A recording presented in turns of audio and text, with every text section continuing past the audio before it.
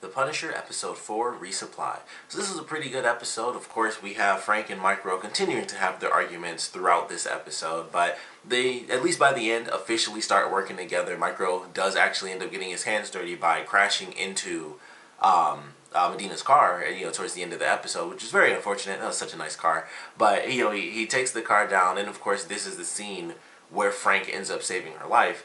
Unfortunately, this is also the scene where she first finds out that Frank is alive, because I thought maybe that'll come, later down the line, and that would be the moment that would make her realize, oh, he's not just this killer, because people, I don't think, still understand that he only kills other criminals.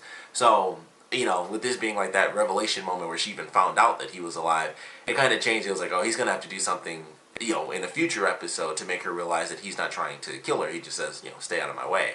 But throughout the episode, we have Frank, dealing with Micro because they have the issue early on in the episode where they were supposed to be getting all the guns that they end up getting at the end of the episode. So that was a big, issue between the two of them. Although it does allow us to see Turk in the Punisher show, so that was actually pretty awesome. And I knew it was going to be Turk. Like, as soon as it was just this random dude closing up the little cargo hold, I was like, yeah, that's going to be Turk. And of course it was, so that was great. And Turk does not get killed, because I had to wonder. I was like, with it being Frank Castle, it's the Punisher. I was like, is the Punisher going to be the end of Turk? Like, is this, the last time we get to see Turk in, the Netflix shows? And that is not the case. So I was like, alright, that's pretty cool. We get to see him go on and be the little tiny petty criminal that he is.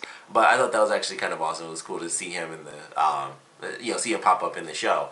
But Frank ends up just knocking him out. He takes the little pink Ruger and it's like, alright, well, you need to figure some crap out, because that was wrong. Like, we were supposed to have these guns. Like, I'm supposed to get my weapons so we can start killing people, and all we have is this pink Ruger that was meant to be for this, this girl's birthday. So you need to figure your crap out and, get things right. And, it's just them having their back and forth, their issues, and Frank is continuing to kind of be around Micro's family, and he's talking with them, and he there's a couple issues popping up with the family. The son kind of just being angry all the freaking time.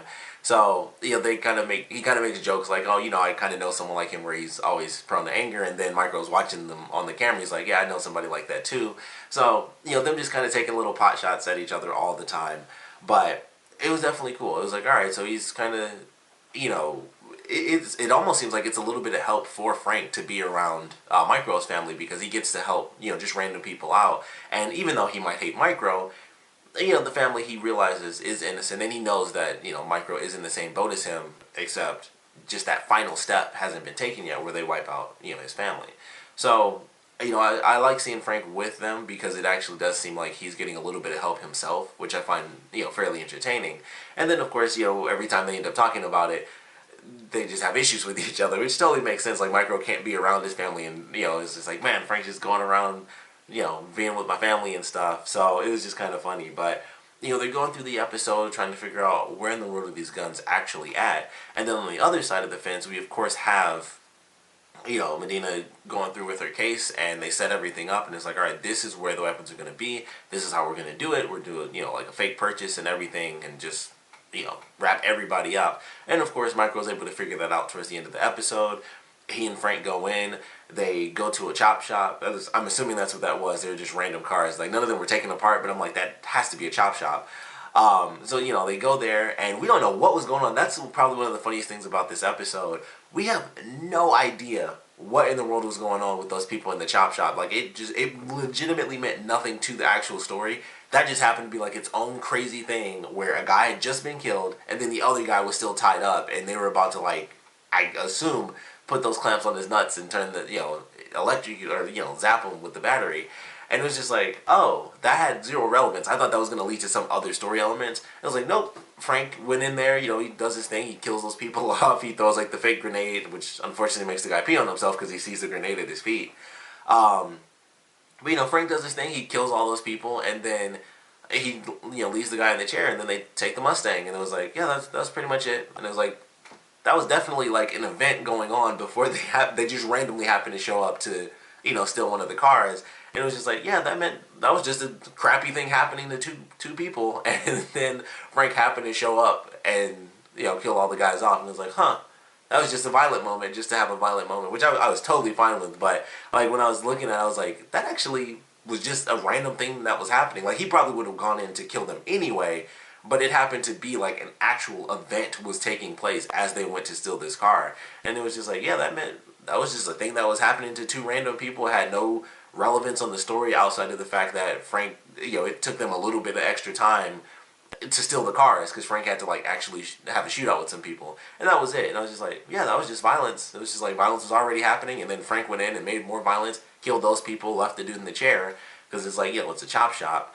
And then that was pretty much it. And I was like, all right, well, let's go. Then they got the Mustang and then they left. And that was pretty much how it played out. And it was just like, man, that was an interesting little moment there. And so, of course, we have the ending heist where, everything's supposed to be going down.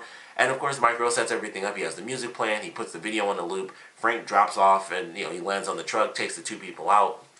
Then he gets in the back of the truck with the flamethrower, and then he threatens his officers. It's like, you got 5 seconds, so either you're gonna be real wet or you're gonna be real hot. So it's your choice. So of course they jump in the water because no one wants to be set on fire, and they're able to get the truck. And of course, with everything going down, eventually it's realized that it's a loop, and so we have Medina kind of go after them, and they're just in like this crazy little street race / chase a little bit, and then Frank is able to lose it for a minute, and then they're about to play chicken, and Michael just comes out, boom, hits the car, just flips her all over, and then Frank kind of gets pissed off with him, which I thought was interesting because he's like, what did you do? And I thought that was actually a cool little moment where Michael was like, what did I do? And he starts to freak out, and he was getting real pissed off. He was like, I got my hands dirty, and the first thing you ask is, what did I do? And it's like to help us like get out of this situation where you were about to, like he says when they get back, it's like you were about to like play chicken. How was that a part of the mission?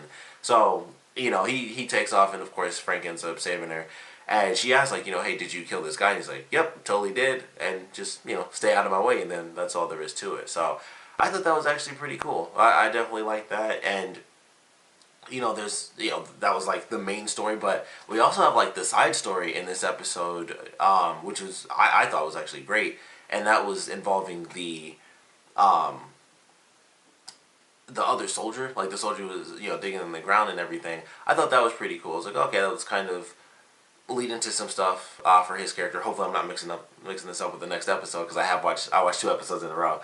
But the side story with him I thought was pretty cool as well, where he's going through the process of digging a hole and everything. He gets talked to, and then it's not really working, and he decides he's gonna go work for Anvil. And it's like, oh, okay, that should be an interesting little moment there. So I thought that was kind of cool how they kind of played everything out for his character as well, where he, like something's gonna happen with his character. Like they had a whole focus on him, like him almost killing his dad was a crazy scene, and then he's digging the hole, and then he goes through this whole process. Like, this is gonna be my chance to get back into it, where I can not have these dreams and not have my PTSD affect my home life. I can just have all that energy kind of legitimately in my work life, and then that's my way to process it, so it's not there in the downtime. And unfortunately that did not work because of the fact that he's kind of losing it. Like, he's too far gone to even work for Anvil.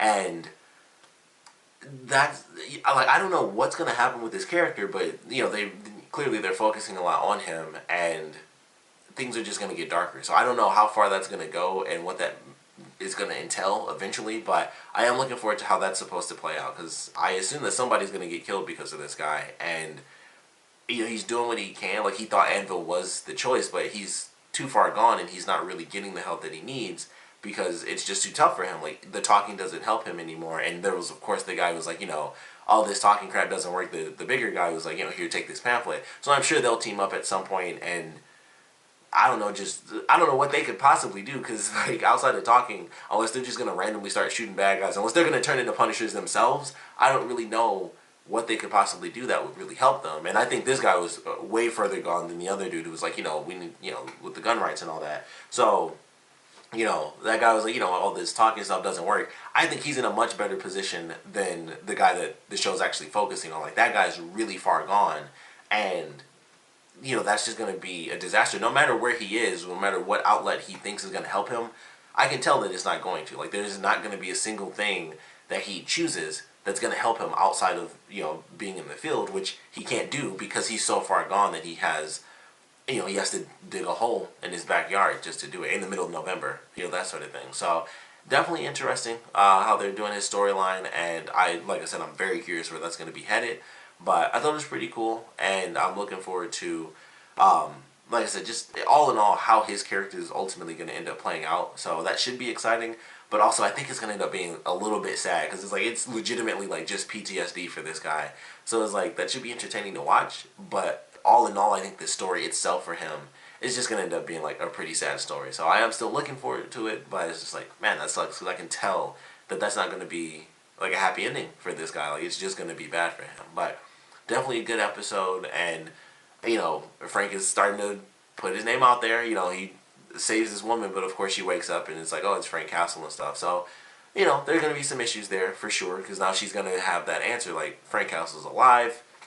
That's that extra, that big step that she's been looking for, going towards, basically, they're going towards the same case, trying to get some answers. And now she knows that he's alive. It's like, okay, now there's definitely, that's like a huge leap into what I'm trying to get. So definitely enjoyed this episode, of course. We'd love to know what you guys thought about it, so please comment below. Let me know your favorite parts about it, your least favorite parts about it.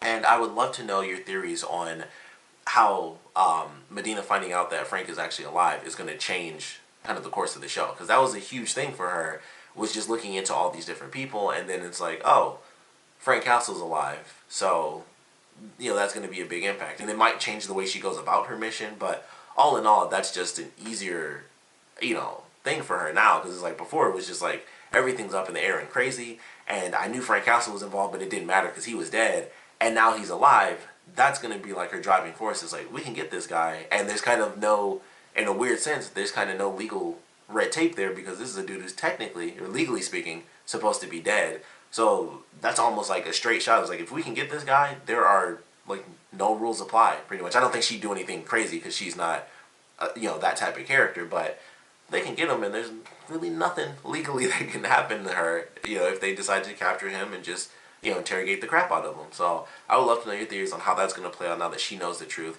And of course, I want to know what you guys thought about this episode in general. So please comment below, let me know, and thanks for watching.